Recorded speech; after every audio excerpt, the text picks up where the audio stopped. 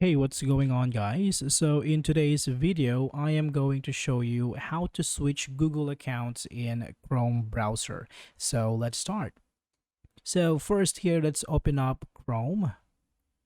And here in the top, tap on your profile picture. And once you're in here, tap on your name and tap on sign out and turn off sync. Now, once you've done that, tap on choose another account and tap on your other account that you want to use and tap on yes, I'm in.